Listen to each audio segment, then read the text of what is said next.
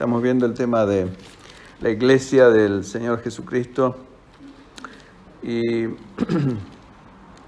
vamos a seguir, si Dios quiere, meditando hoy. Tal vez si podemos terminar, si no lo terminaremos el sábado que viene. Oremos juntos, pues. Gracias, Padre, te damos por este tiempo que podemos juntarnos, reunirnos en tu nombre junto con mis hermanos, Señor, para escuchar tu palabra, para ser ministrados por ti, por medio de tu Espíritu, y también, Señor, ministrarnos los unos a los otros en amor. Gracias, Señor, por cada uno de mis hermanos aquí reunidos. Te ruego que tu bendición, tu paz los alcance, tu gracia, tu poder, Señor, los renueve en su fe, su esperanza y confianza en ti, Señor, y que podamos ser una iglesia que te cree a ti, Señor, cree tu palabra, Señor, confía plenamente en tu poder, en tu soberanía, en tu suficiencia. Gracias, Señor, por ser un Dios de absoluto poder que ha mirado nuestra bajeza, no para despreciarnos, sino para tener misericordia de nosotros. Y gracias, Señor, porque todos nosotros somos solamente pecadores rescatados por tu poder, por tu gracia, por tu gran misericordia, para que podamos anunciar, como hemos cantado, las virtudes de aquel que nos llamó de las tinieblas a tu luz admirable. Gracias, Padre, por haber hecho y seguir haciendo cada día de nuestra existencia en esta tierra hasta la eternidad esa obra perfecta en nuestros corazones de restaurarnos, esa imagen perdida de ese hombre perfecto como fue tu Hijo Jesús, que vino a mostrar cuál era la vida que todo hombre y toda mujer debería vivir en esta tierra. Gracias, Señor, por habernos dejado tu ejemplo y hoy podemos seguir tus pisadas, aprender de ti y todas las bendiciones que nos has dejado en tu palabra con tanta claridad. Señor, abrimos nuestros corazones a ti, llénanos de tu gracia, de tu poder, a cada uno de nosotros, lléname a mí con tu espíritu, también a cada uno de mis hermanos, para que esta palabra pueda no solo impactar emocionalmente nuestros corazones, sino producir fruto en ellos al 100%. Te lo pido, Padre, en el nombre de Jesús, nuestro amado Señor. Amén. Habíamos empezado a ver un tema un poco tal vez desagradable, que como es la destrucción, o sea que lo opuesto de la edificación es la destrucción, ¿no es cierto? ¿Estamos todos de acuerdo en eso?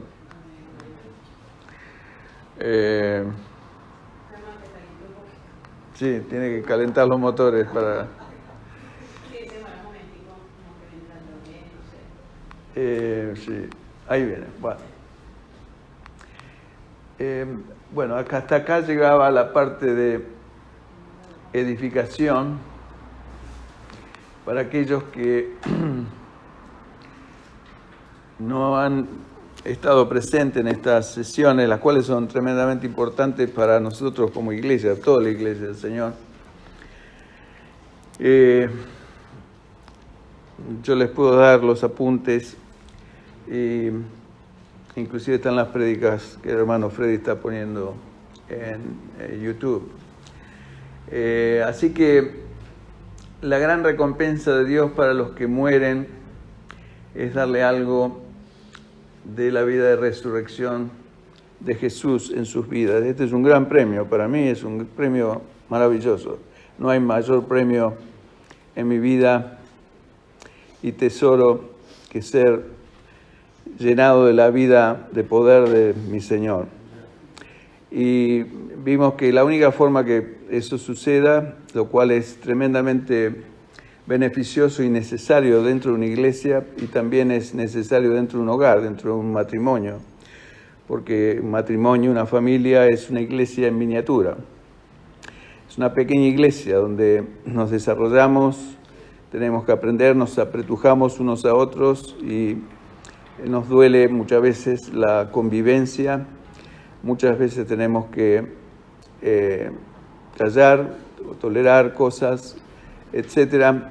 Y si lo hacemos por amor y porque hemos muerto nuestro orgullo, nuestro ego, Dios va a recompensar eso tremendamente Y si en un matrimonio hay aunque sea una de las partes que es obediente a la palabra de Dios y va y entra en este proceso de morir a su carne, a su ego, a su yo, Dios va a recompensar eso poniendo paz en esa casa. Pero la situación ideal en todo matrimonio y el plan de Dios para toda familia y para toda iglesia, no solamente que haya paz, sino que haya comunión.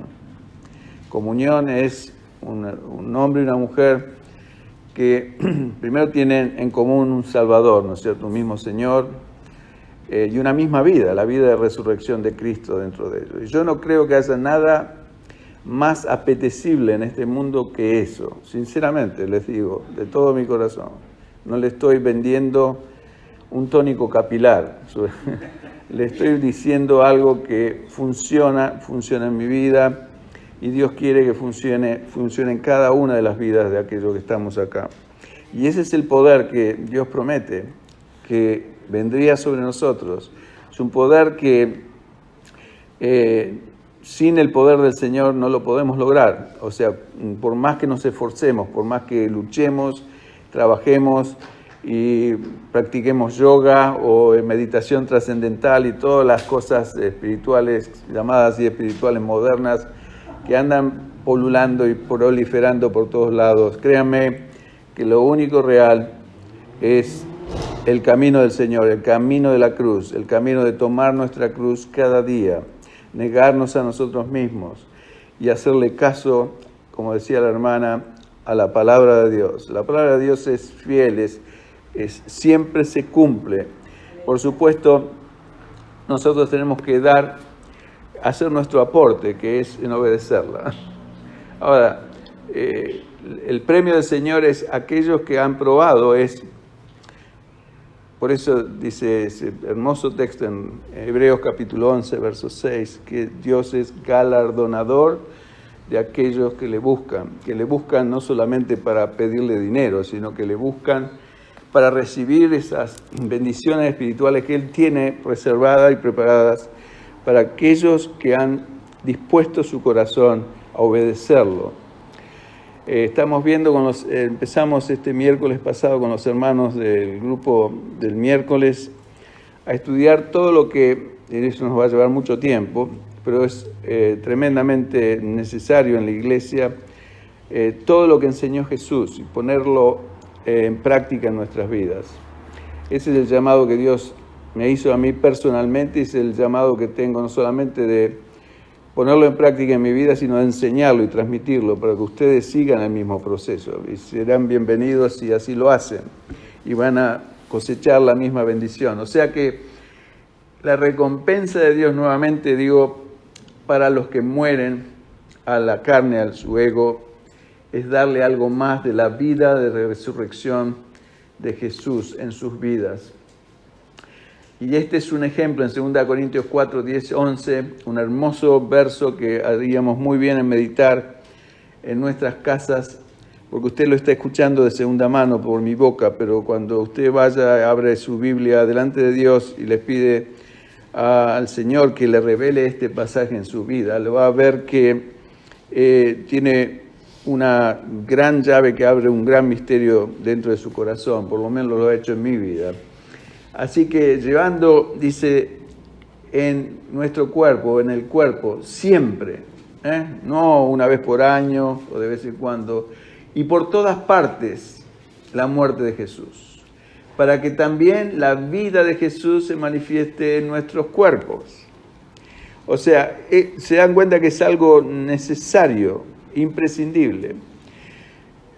Donde voy yo, llevo conmigo la muerte del Señor Jesús. Soy participante, dice la Biblia, de la muerte, de los sufrimientos de Cristo. ¿Cómo? No es que yo voy a estar en la cruz sufriendo los clavos, la corona de espinas. No. El Señor sufrió toda su vida la cruz del último día, al final de su día, el último día de sus 33 años y medio de vida, fue la culminación de una cruz física, pero el Señor llevó su cruz, por eso nos pide a nosotros que hagamos lo mismo. El Señor nunca nos va a pedir hacer algo que Él mismo no hizo, como un ejemplo. y cómo llevó la cruz negándose a su voluntad constantemente, todos los días de su vida. Durante esos 33 años y medio, eso cubre su infancia, su adolescencia, su juventud y su adultez.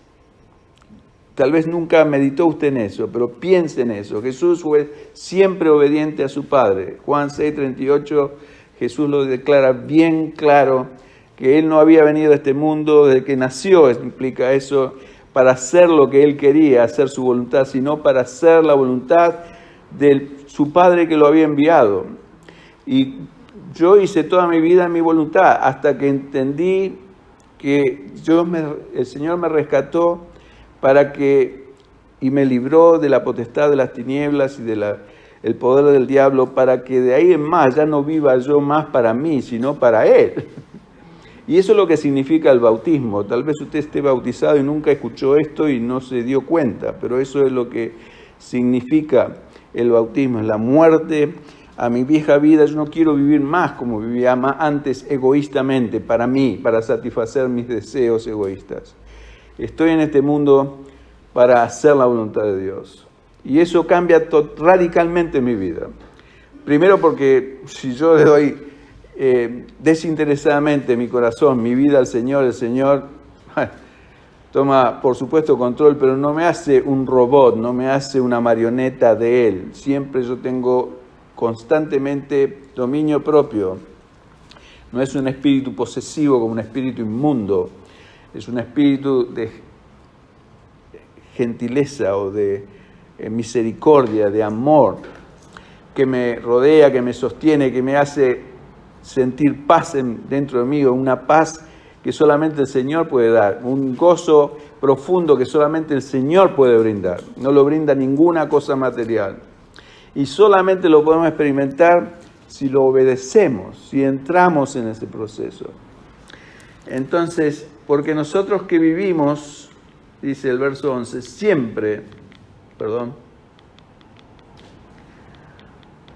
¿cuánto me fui para atrás?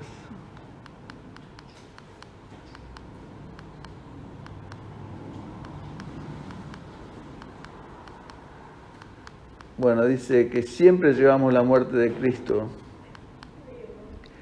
Porque nosotros que vivimos siempre estamos entregados a muerte por causa de Jesús, no por causa del coronavirus, ¿no?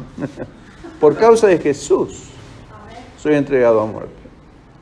Ahora entienden un poco más por qué Pablo decía, con Cristo estoy juntamente crucificado, en Gálatas 2:20. Yo no vivo más yo, vive Cristo en mí. Lo que ahora vivo en mi vida física, en mi carne, lo vivo en fe del Hijo de Dios, el cual me amó y se entregó por mí. Y ahora yo me entrego por Él. Eso es lo que hago cuando participo del partimiento del pan. Entiendo que Jesús se partió por mí y le digo al Señor, Señor, ahora yo me parto por ti y por mis hermanos. Eso es lo que estamos simbolizando prácticamente cuando partimos el pan. Entregados a muerte por causa de Jesús, para que también la vida de Jesús se manifieste en nuestra carne mortal. Piense en esto. No piense en las estupideces de la tele. Piense en esto. Es dinamita. Lo desafío en el nombre del Señor. De manera que la muerte actúa en nosotros y en vosotros la vida. O sea, todo aquel que escucha a alguien que está muerto a su carne, recibe vida espiritual. Porque es la vida de resurrección de Cristo. Entonces, y esto no se puede, digamos, emular, no se puede disfrazar, no se puede actuar. Es algo que o lo tengo o no lo tengo. Es como la energía eléctrica en mi casa. O tengo energía eléctrica, el poder, como se llama acá, nosotros no usamos esa palabra, en inglés se usa la palabra power. La electricidad se llama power. Y es el poder para encender, hacer andar la tele, la licuadora, la computadora. Sin poder no podemos usar nada. Lo mismo pasa en nuestras vidas. Si no está el poder de Dios actuando en mí constantemente, la vida de Cristo, de resurrección de Cristo.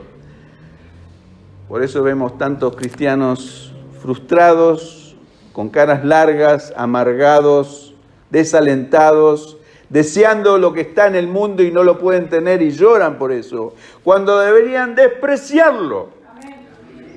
Por eso Pablo dice que todo lo que antes consideraba ganancia, ahora lo considera basura por haber conocido a Cristo. Usted puede decir lo mismo honestamente delante de Dios en su corazón. Si no lo puede decir es porque no está viviendo la vida de resurrección de Jesús.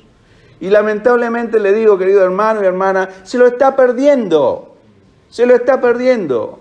Y mi deseo es animarlo a que ponga un pie en el agua y empiece a experimentarlo en fe, que el Señor lo tiene para usted. No es algo solamente para algunos iluminados. Entonces después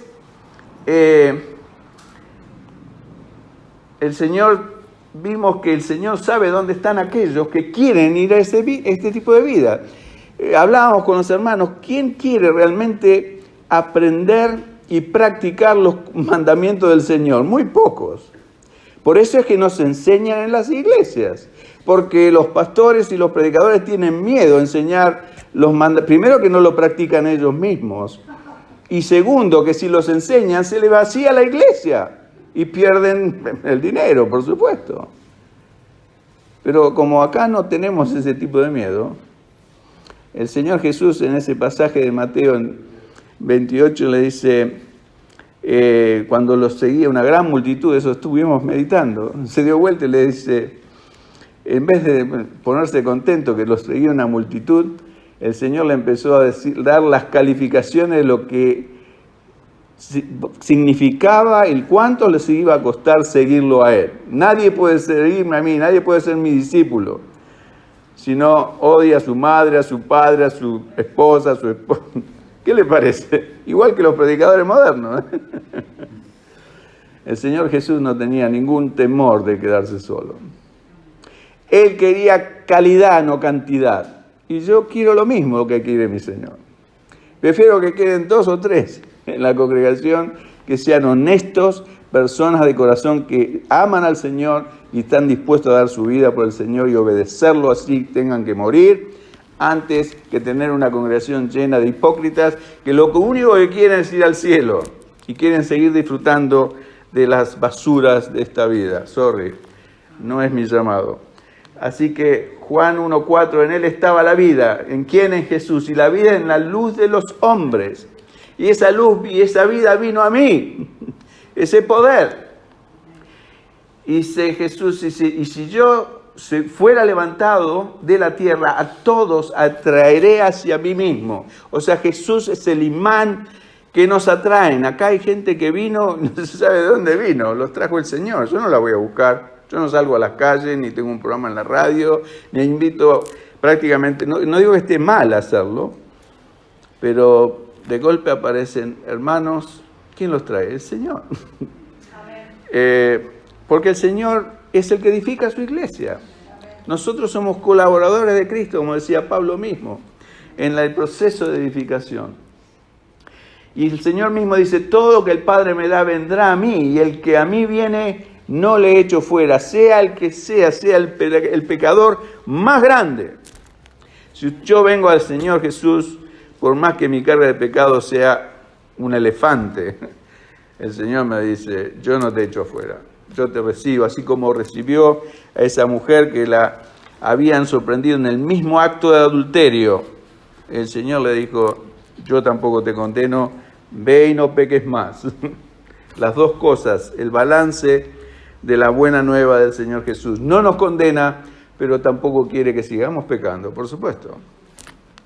Así que después vimos este hermoso pasaje en Jeremías, y es una promesa de Dios, en que si realmente nos convertimos a Dios, dejamos nuestra rebeldía, así como ese ejemplo del rey Ezequías, que un hombre que realmente amaba a Dios y Dios estaba con él.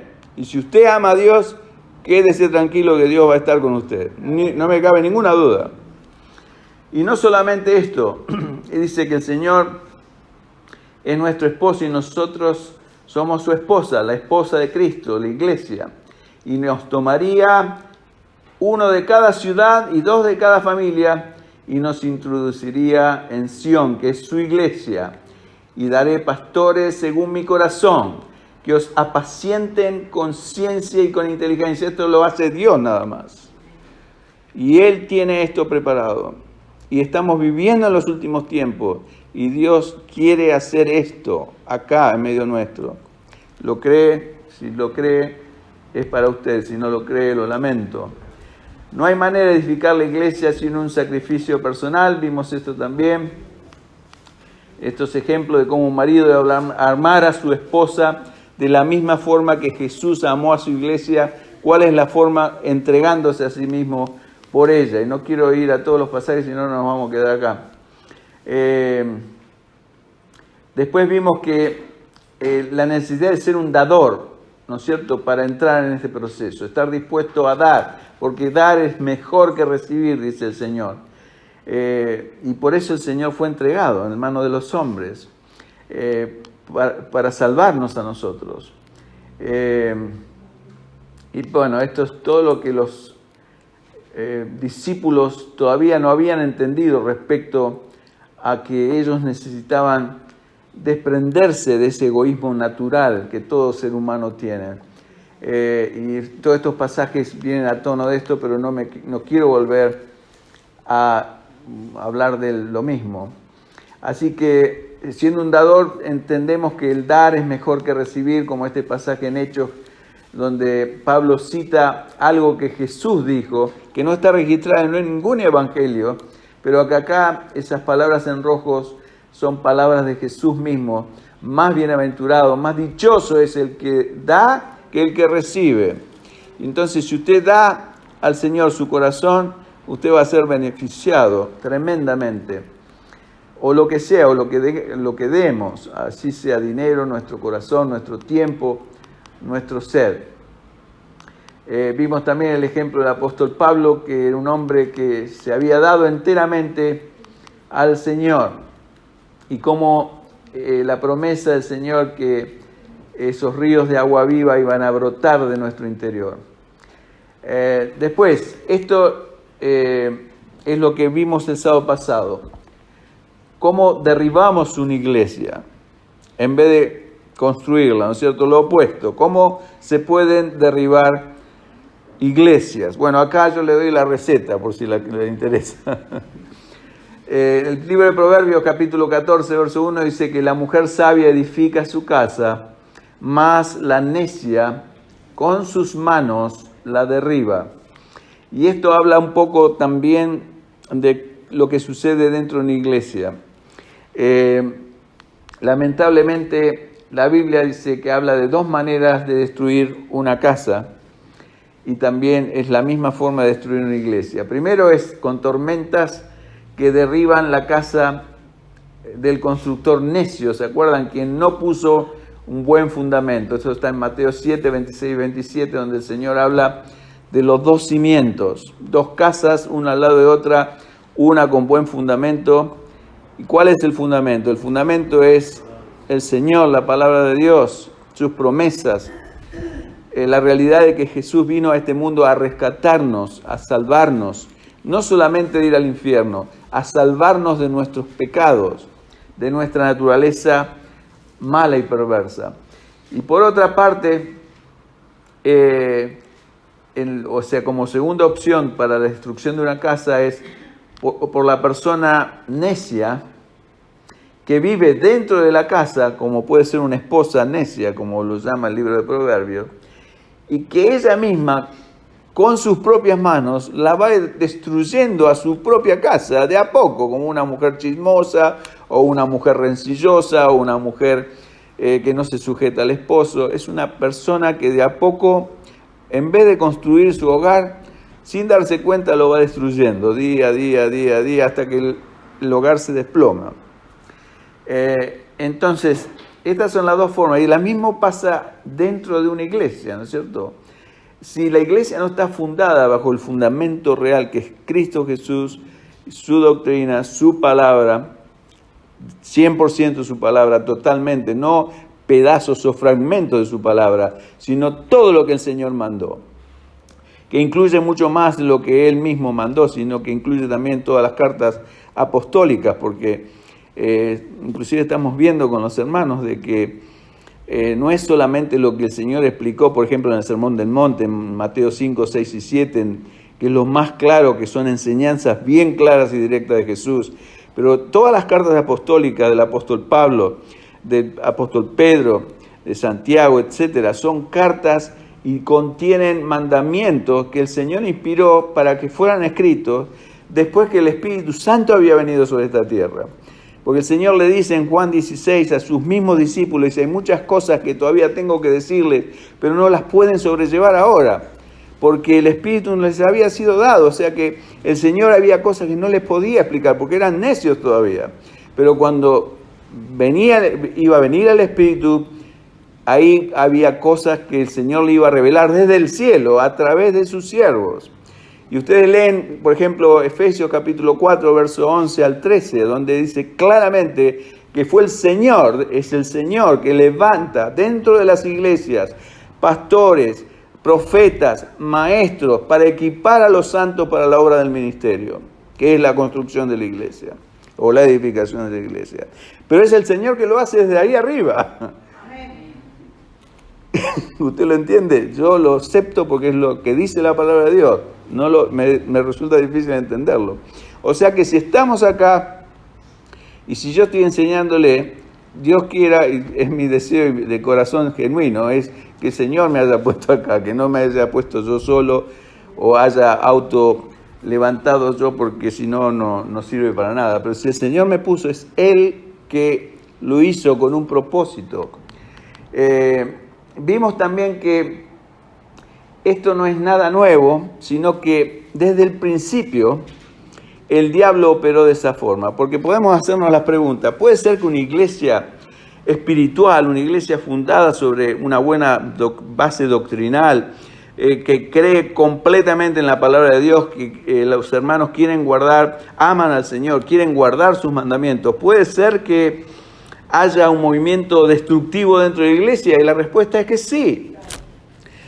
¿Por qué? Porque depende mucho de nosotros, totalmente de nosotros. O sea, y la prueba la vemos cuando en este pasaje de Apocalipsis, donde habla de que el diablo se rebeló, que no era diablo, era un ángel, era un arcángel, pero se rebeló por soberbia, queriéndose poner por encima del trono de Dios, y el Señor le dijo, no, se terminó, eso no corre aquí.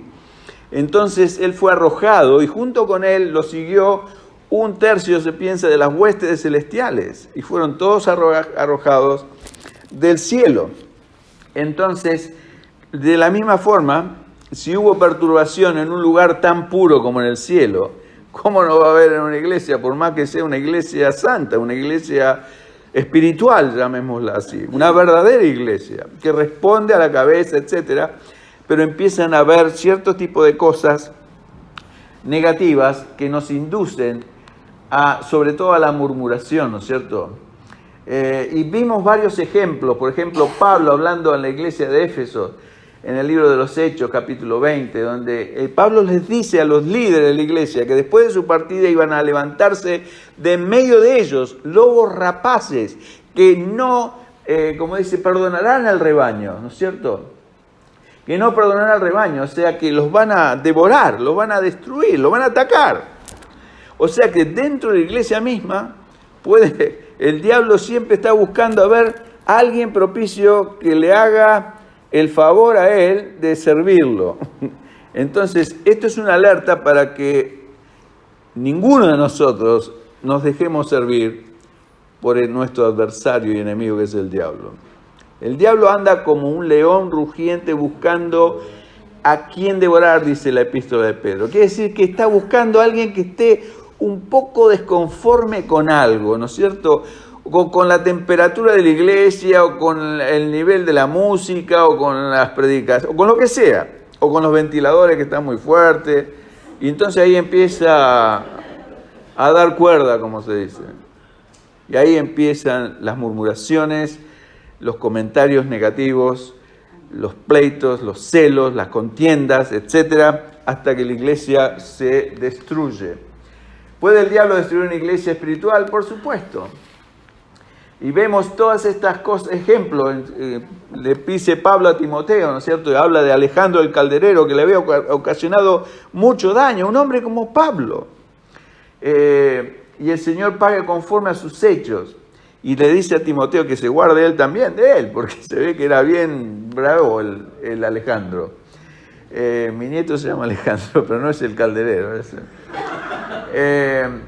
Y después vemos también en Juan, el apóstol Juan, un hombre de 90 años, columna de la iglesia, porque prácticamente fue uno de los fundadores de la iglesia. Y vemos que habla de otra persona. Yo he escrito de la iglesia, pero Diótrefes, al cual le gusta tener el primer lugar entre ellos, no nos recibe. Fíjese, un hombre que le gustaba tener el primer lugar dentro de una iglesia. Y una iglesia santa del primer siglo, donde Juan había predicado, donde Juan había, digamos, enseñado prácticamente doctrinalmente, bajo la doctrina de los apóstoles, en lo cual era uno de ellos. Y después dice Juan, dice, por esa causa, si yo fuera, recordaré las obras que hace parloteando con palabras malignas contra nosotros, contra Juan mismo. Y no contento con estas cosas, no recibe a los hermanos, y los que quieren recibirlos se los prohíbe y los expulsa de la iglesia. ¿Qué les parece? Qué lindo hermanito, ¿eh? Bueno, esto es para que nos demos una idea que dentro de la palabra de Dios exigen bien claras advertencias para que tengamos cuidado. Por algo el Espíritu Santo lo puso ahí, ¿no es cierto? Y vimos que para evitar que esto suceda debemos identificar la fuente de estos tipos de conflictos. ¿Y cuál es la fuente? Santiago nos da la pista en el capítulo 3, verso 13 al 14. Dice el Espíritu Santo a través del apóstol Santiago: ¿quién es sabio y entendido entre vosotros? Muestre por la buena conducta sus obras en sabia mansedumbre. Pero si tenéis celos amargos y contención en vuestro corazón, no os jactéis ni mintáis contra la verdad, porque esta sabiduría no es la que desciende de lo alto, sino que es terrenal, animal y diabólica. Fíjense. Porque donde hay celos y contención, allí hay perturbación y toda obra perversa. Y esto es una identificatoria indudable en cualquier iglesia. Si usted ve que empieza a haber competencias, celos, contiendas, quiere decir peleas bajo cuerda, ¿no es cierto? A lo mejor no se ven exteriormente, pero se ven abajo de la mesa, ¿no es cierto? Cuando uno le quiere decir a alguien sin que lo demás o herir o por ahí lo toca de abajo de la mesa, o sea, pero a lo mejor son patadas más fuertes que nos damos por abajo de la mesa para que los demás no lo vean, pero por supuesto se hieren las personas. Entonces, celos, fíjense. ¿Y qué otra cosa? Si tenéis celos amargos y contención en vuestro corazón, quiere decir, después habla de la raíz de amargura, ¿no es cierto? Algo en mi corazón contra alguien. Esta persona no me entra, y si yo no lo llevo a los pies del Señor y le pido al Señor que me limpie de eso, hermanos, créame que es la raíz de amargura que se está gestando en usted, y que si usted, por eso dice, no os mintáis contra la verdad. En otras palabras, nos tenemos que probar a nosotros mismos. Si yo, en cuanto noto que hay algo en mí que es contrario a la benignidad de mi Señor, inmediatamente tengo que decir, acá pasa algo malo. Si perturba mi paz, si perturba mi gozo, o lo que sea, dentro de la iglesia, o lo mismo con mi esposa o con mis hijos, inmediatamente acudir al Señor. Que el Señor nos revele, por eso tenemos un Espíritu Santo. El Señor está dispuesto a revelarnos, pero estos son síntomas que se encienden, luces rojas que se encienden en el tablero interno de nuestras vidas, de nuestros corazones, para que prestemos atención y no dejemos pasar, no le demos poca importancia a estas cosas, porque pueden terminar mal, pueden terminar destruyendo un matrimonio, destruyendo una iglesia. Porque, digamos, la metodología del diablo es exactamente la misma. Nada más que en una iglesia hay más gente y es más fácil que el diablo encuentre a alguien dispuesto. En un hogar son dos personas que marcan el paso, entonces necesita uno de los dos, por lo menos. Entonces vimos en Santiago 4.1, dice, ¿dónde vienen las guerras y los pleitos entre vosotros? ¿No es de vuestras pasiones, preguntan, las cuales combaten en vuestros miembros? Las pasiones, los celos, todas esas cosas son pasiones internas que todos tenemos, pero que debemos aprender a matarlas en el nombre del Señor. El Señor no va a venir y matar, no, yo tengo que crucificar, eso es crucificar mi carne. Es crucificar mi carácter, mi orgullo, mi ego, y venir y ser honesto delante de Dios y ser honesto y decirle, Señor, yo tengo algo contra mi esposa o mi hermano o mi hermana, Señor, no lo quiero, yo no lo quiero. ¿Cree que el Señor no se lo va a sacar? Por supuesto que se lo va a sacar. Si usted es honesto y lo confiesa y se aparta del pecado, el Señor lo va a ayudar, porque para eso es nuestro Salvador. No solamente para llevarnos al cielo, para salvarnos de esas cosas que están en nosotros. El Señor quiere salvarnos. En el libro de Hebreos nos exhorta que toda raíz de amargura sea desarraigada. Hebreos 12:15 dice, mirad bien, no sea que alguno deje de alcanzar la gracia de Dios. ¿Qué es la gracia de Dios? El favor, el poder de Dios. ¿Y cómo pierdo la gracia de Dios en mí? Bueno, cuando brota una raíz de amargura en mí y yo, como dije, en vez de ir inmediatamente al Señor y decirle, Señor, acá pasa algo, yo estoy perdiendo mi paz, estoy perdiendo mi gozo, es síntoma de una raíz de algo malo en mí. Por eso es que dice algunos, deje de alcanzar la gracia de Dios. Fíjese, la gracia de Dios, ¿se acuerdan que Dios resiste al soberbio? Si usted tiene algo de amargura en su corazón, es un soberbio. El Señor lo mira de lejos, no quiere saber nada de usted. Puede ser el que mejor canta en la iglesia, o el que mejor ora, o el que mejor predica. Al Señor no le importa, puedo ser yo mismo. Peor todavía. Porque hay más responsabilidad delante de Dios. Inmediatamente, Señor, esta raíz dentro mío, como si fuera un dentista que voy, que me saque la muela que me duele, arránquemela. Y solamente el Señor puede hacerlo, que brotando alguna raíz de amargura os estorbe y por ella muchos sean contaminados. Ese es el problema, que una persona que esté con una raíz de amargura dentro de una iglesia, dentro de una familia, contamina al resto, porque es como un durazno dentro de la caja, podrido, va a podrir a todos los demás duraznos. Hasta aquí habíamos llegado el sábado pasado, pero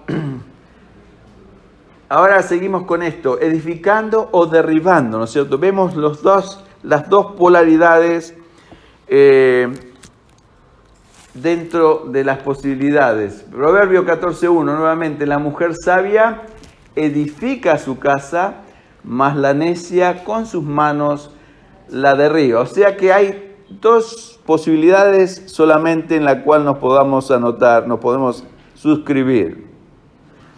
Una es edificando o construyendo la iglesia o nuestro hogar también, póngale su casa si quiere. Y la otra es derribándolo o destruyendo mi hogar o mi iglesia. Esas opciones están en mí cada día, desde que me levanto. Si yo me levanto con el pie izquierdo y tengo ganas de pelearme con mi mujer, me va a ir muy bien, el diablo me va a ayudar. No le quepa duda. Y si yo vengo y entro a la iglesia con el pie izquierdo y me quiero pelear con un hermano y tengo ganas de pelearme, y me voy a pelear. El diablo me va a dar la oportunidad, me va a buscar, me va a dar el argumento, me va a poner la alfombra roja para que camine por ella. Así que, pero eso es mi opción. El Señor me da libertad, somos libres, ¿se acuerdan? El Señor no nos hace esclavos, ni robots, ni marionetas. Así que tan solo dos posibilidades: edificar o construir, derribar o destruir. Usted elige. Dentro de estas dos posibilidades vamos a pensar en edificar. ¿Cómo se edifica? una iglesia o una casa. Construcción activa hecha en amor. Ese es el único ingrediente. El amor, dice la Biblia, es el vínculo perfecto, es el mejor ingrediente que nos une, que nos mantiene unidos, que evita que nos separemos, que nos peleemos. Y lo mismo pasa con mi esposa o con nuestros esposos. Queremos estar juntos, seguir unidos y tener paz en nuestros corazones. Hay un dicho que dice: ¿querés tener razón o querés ser feliz en el matrimonio? Si querés tener razón, lo más probable es que te permita. Y es cierto, en inglés dice: ¿you want to be right or do you want to be happy? I'm the happiest man in the world. Yo soy el hombre más feliz del mundo. Porque desistí de la idea de tener razón. Porque si yo quiero tener razón en algo, me pongo a discutir, y eso es lo que el diablo quiere. Y lo mismo puede pasar en nuestra iglesia. 1 Corintios capítulo 8, verso 1 dice: en cuanto a los sacrificados a los ídolos, habla Pablo, sabemos que todos tenemos conocimiento. El conocimiento envanece, pero el amor edifica. Bien claro, el amor es lo que nos edifica. La paciencia, la misericordia, el amor, que es parte de lo mismo, ¿no es cierto? El amor es algo edificante para cualquier persona. El amor debe ser genuino y no tan solo de palabras. Yo les puedo decir a mi esposa: sí, yo te amo, pero le pego con un fierro en la cabeza. Entonces, le estoy diciendo que la amo, pero con mis hechos lo estoy negando. Dice, el amor debe ser genuino y no tan solo de palabras. 1 Juan 3:18 dice: hijitos míos, no amemos de palabra ni de lengua, sino de hecho y en verdad. Quiere decir que mi amor hacia ustedes tiene que ser genuino, el amor hacia mi esposa, todo mi amor, el amor hacia mi Dios tiene que ser genuino. No puede ser algo fingido, algo prefabricado para solamente quedar bien. Y por último, el amor debe ser sin fingimiento, nuevamente, o sea, es genuino. En Romanos 12:9 dice: el amor sea sin fingimiento, aborreced lo malo, seguid lo bueno. Quiere decir que en la Biblia está registrado eso, porque se ve que en las iglesias ya del primer siglo había gente que hablaba del amor, pero no lo vivía. O sea, ¿por qué están estas citas en la Biblia? Es obvio que se hablaría del amor, hay gente que predica del amor y habla del amor, pero con sus hechos lo niega, ¿no es cierto? O sea, finge decir o hablar del amor, pero no lo practica.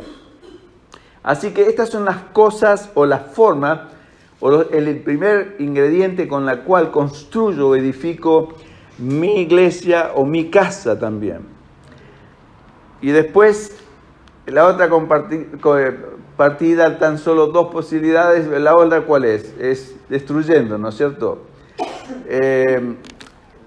Acá siguiendo el ejemplo de Jesús, es como edifico también. Dándose a sí mismo por la iglesia, es como el Señor se dio por su iglesia. Efesios 5:25. Así me manda el Señor a mí: marido, amad a vuestras mujeres, así como Cristo amó a la iglesia y se entregó a sí mismo por ella. Así que de la misma forma nos tenemos que dar, pero también entre nosotros nos tenemos que dar. O sea, tenemos que ser personas que nos brindamos, que nos ofrecemos, que no estamos ahí, ¿no es cierto?, completamente aislados unos de otros. Aquí estoy para servirlos, para ayudarlos en lo que sea, en las situaciones o en los inconvenientes. Y también intercediendo por los demás dentro de la iglesia.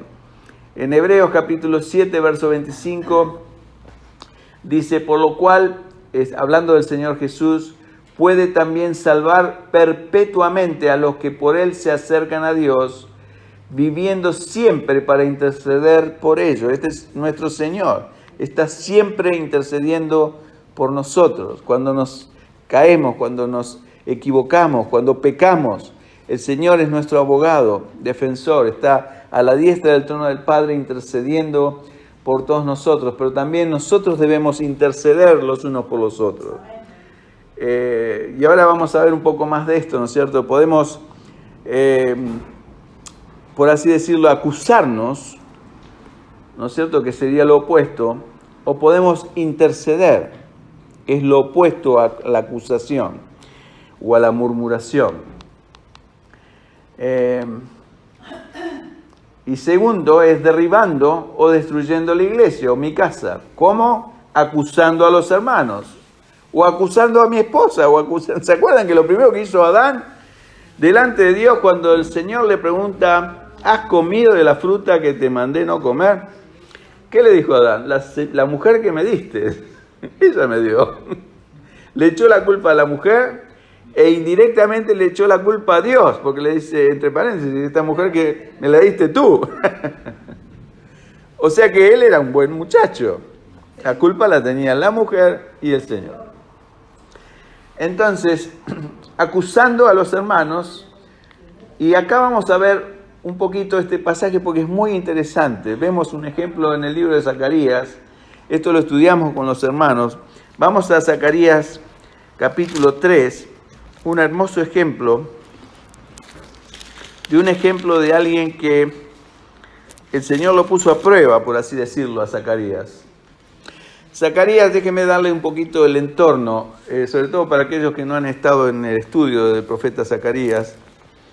Zacarías fue uno de los profetas que junto con Ageo instigaron al pueblo de Dios para construir el templo, reconstruir el templo de Jerusalén que estaba destruido por el ejército, ¿se acuerdan de Nabucodonosor que lo había destruido y lo había llevado cautivo a Babilonia a los israelitas por 70 años? Y después se produce un movimiento de retorno de Babilonia a Jerusalén. Y eso era parte del plan de Dios. Y parte del plan de Dios, por supuesto, era que el templo se reconstruyera. Y eso habla de volver a instituir el sistema sacrificial, el sistema, por así decirlo, espiritual que Dios había instituido a través de su pueblo. Y Josué era el sumo sacerdote, y Zacarías era el profeta, y Josué era uno de los líderes del pueblo. Entonces, Zacarías lo que está tratando junto con Ageo es de estimular, de instigar, de alentar al pueblo de Dios, específicamente a través de sus líderes, que uno era, como digo, Josué, el mismo nombre que tenía el gran líder que sucedió a Moisés, Josué, pero era el sumo sacerdote. Y vemos que el Señor le da una visión del sumo sacerdote a Josué, ¿no es cierto? Una visión que Josué estaba, ahora lo vamos a leer juntos. Dice, me mostró, el verso 1 del capítulo 3, me mostró al sumo sacerdote Josué, y esto es Zacarías que lo dice, el cual estaba delante del ángel de Jehová, y Satanás estaba a su mano derecha para acusarle. Este es el trabajo constante del diablo con todos nosotros, no solamente con Josué, sino con nosotros también. Cada vez que pecamos, el diablo se pone delante del trono de Dios y dice, mira lo que está haciendo fulanito. Y el diablo es mentiroso, pero cuando va a acusarnos delante de Dios, ¿sabe qué? No miente nunca. ¿Sabía usted? ¿Por qué no miente? Es el acusador, pero no le puede mentir a Dios, ese es el tema. Nos miente a nosotros el diablo, pero a Dios no le puede mentir. Entonces, cuando el diablo va y me acusa a mí delante de mi Dios porque yo cometí pecado y estoy sucio, siempre dice la verdad. Así que tenga cuidado, porque el diablo es mentiroso, pero cuando lo acuse a usted no va a mentir. Y Dios sabe que no está mintiendo. Por eso dice, el cual estaba delante del ángel de Jehová, y Satanás estaba a su mano derecha para acusarle. Y el verso 2, y dijo Jehová a Satanás, Jehová te reprenda, oh Satanás, Jehová que ha escogido a Jerusalén te reprenda. Y después pregunta, ¿no es este un tizón arrebatado del incendio? Refiriéndose a Josué. ¿Qué quiere decir un tizón separado del incendio. Era alguien que se estaba quemando, pero Dios lo saca, como dice, por ejemplo, si ustedes van a la epístola de Judas, el capítulo 1, porque tiene solo un capítulo, la epístola de Judas, dice que algunos hay que arrebatarlos del fuego. Es como decir, se están quemando, pero la gracia de Dios es tan grande que si yo voy y le hablo, es como, literalmente, es como sacarlo, se está quemando prácticamente, está con un pie en el infierno, digamos así. Y acepta la gracia de Dios y lo estoy salvando del fuego. Y este hombre, prácticamente por Dios, o sea, lo reconoce Dios como alguien que estaba a punto de caer en el foso del infierno. O sea, no era un hombre perfecto, igual que no soy yo, ni eres tú. Pero el Señor somos tizones que Dios nos sacó de la boca del infierno con un propósito. Y ese era el mismo propósito. El propósito que tenía Dios con este hombre, Josué, era que fuera el instigador de la construcción de su casa, de la casa de Dios, de su templo. Ahora, ¿no es parecido a lo que el propósito que tiene Dios con nosotros? Yo creo que sí. Y el diablo va y nos acusa a todos nosotros. Pero el Señor le dice, no es le dice a Satanás, un tizón arrebatado del incendio. Y verso 3, y Josué estaba vestido de vestiduras viles, así como estaba yo y tú. Y estaba delante del ángel. Verso 4, y habló el ángel y mandó a los que estaban delante de él diciendo, quitadle esas vestiduras viles. Y a él le dijo, mira, que he quitado de ti el pecado y te he hecho vestir de ropas de gala. Es exactamente lo que hizo Dios con cada uno de nosotros. Ahora, el próximo verso es la clave de todo esto. Lamentablemente en casi todas las Biblias va a decir, leo literalmente de la Reina Valera, dice, después dijo. ¿Dice así su Biblia? ¿O no tiene Biblia? Bueno, usted sabe que en el griego original dice, después dije. Es realmente el que habla ahí, es, ¿quién es? Sí, no, pero si dice dije, es Zacarías que dice. Es Zacarías mismo que habla. Si usted tiene, por ejemplo, a ver, creo que yo tengo acá puesta.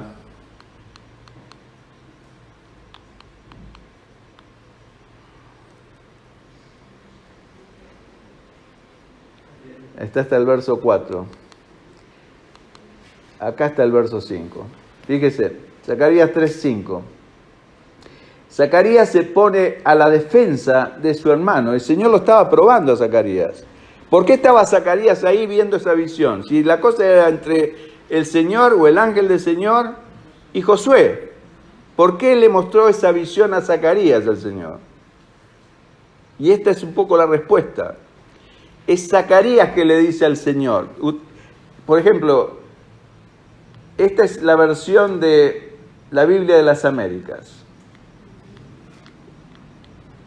Dice, después dijo, dice la Reina Valera, pero en la Biblia de las Américas hay una llamada y dice que en el griego original es dije en vez de dijo. O sea que no es el ángel, sino que es Zacarías que le dice al Señor que le pongan un turbante limpio en la cabeza.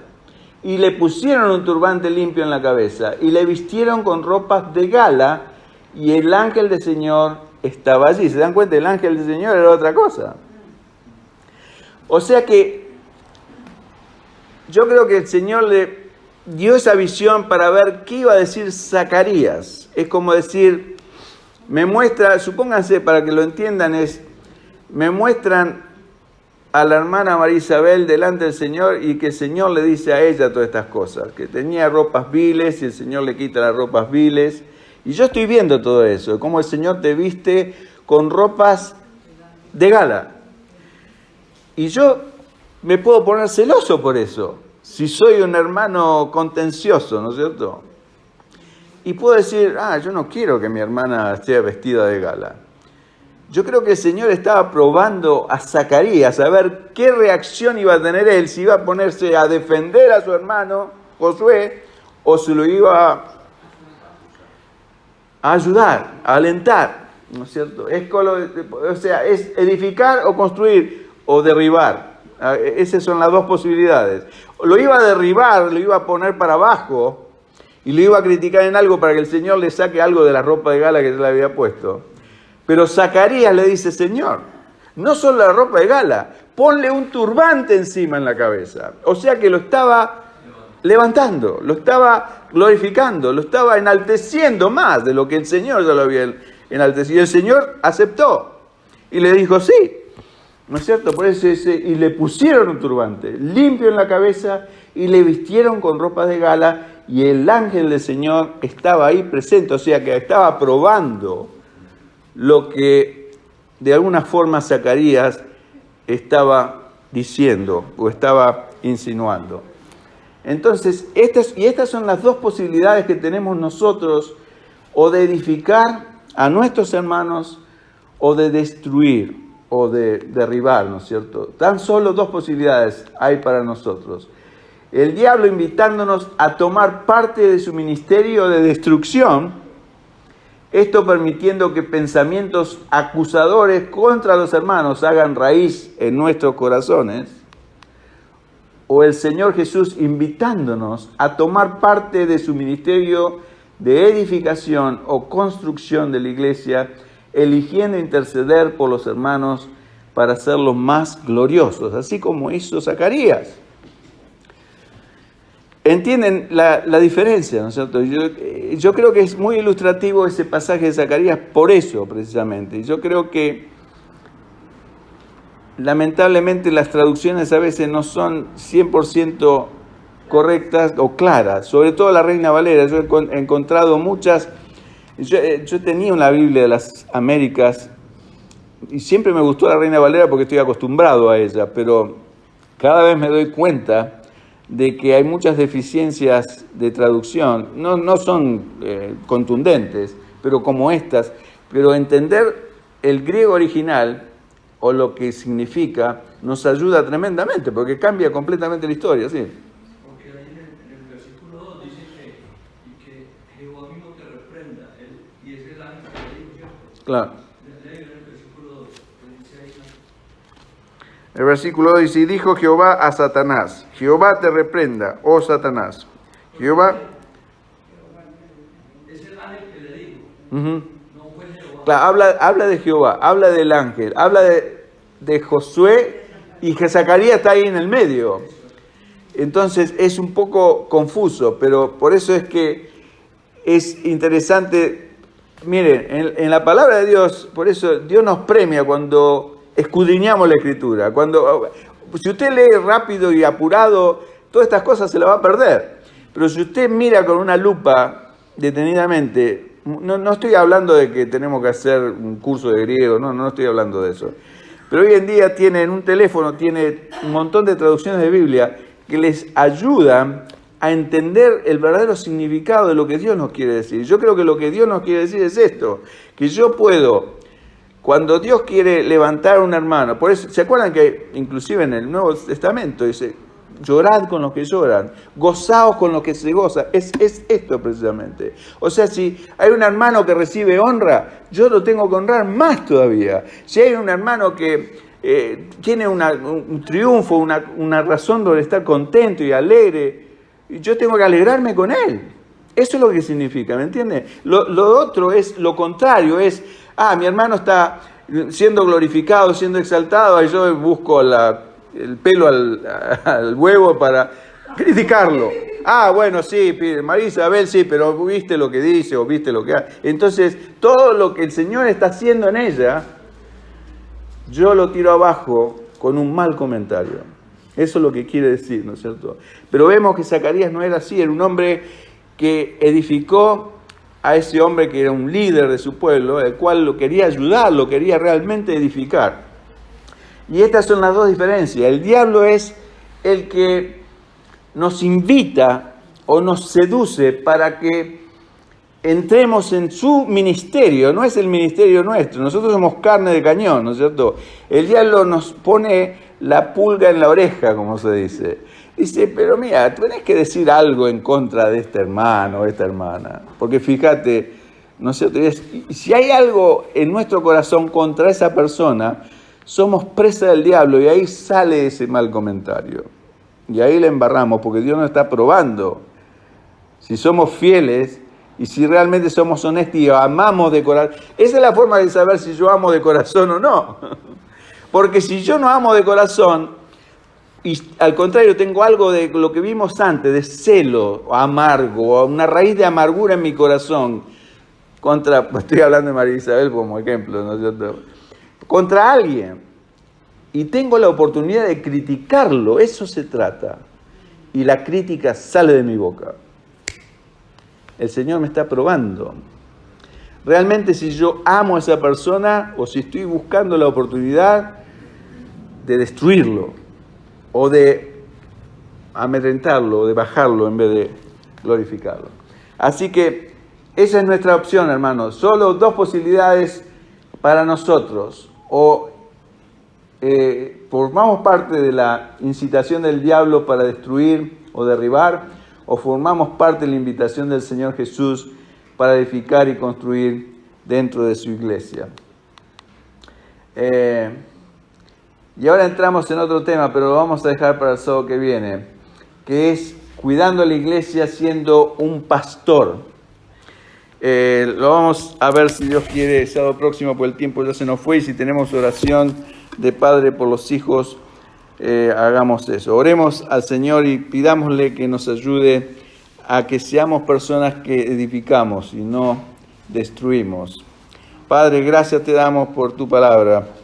Te doy gracias por mis hermanos, por la buena voluntad que ellos tienen de recibir estas enseñanzas, y te ruego, Señor, que sean de bendición en nuestras vidas, que nos ayuden a detectar todas esas cosas que todos tenemos, malos sentimientos, sentimientos egoístas, celos o deseos de contienda, tantas cosas de nuestra vieja vida, Señor, que todavía están dando vuelta y que el diablo está esperando la oportunidad para usarlas en contra de nosotros y en contra de tu pueblo, de tu iglesia, aún de nuestra casa, de nuestra familia, de nuestra esposa, de nuestros hijos.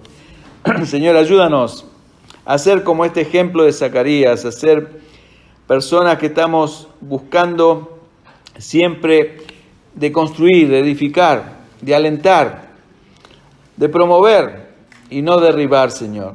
Perdónanos cuando lo hemos hecho y perdónanos cuando tenemos esa intención y el diablo la usa tan sutilmente. Te ruego que me ayudes a mí, te ruego, y por cada uno de mis hermanos, para que podamos entender y detectar esos ataques, esas insinuaciones, esas tentaciones que el diablo hace en nuestras vidas, para que no entremos en ellas, para que, Señor, realmente podamos llevar gozo a tu corazón, de ver que realmente amamos con sinceridad y no solamente de palabras, sino con corazones puros, honestos, dispuestos a bendecir y no a maldecir, dispuestos a edificar y no a derribar. Te lo pido, Padre, en el nombre de Jesús.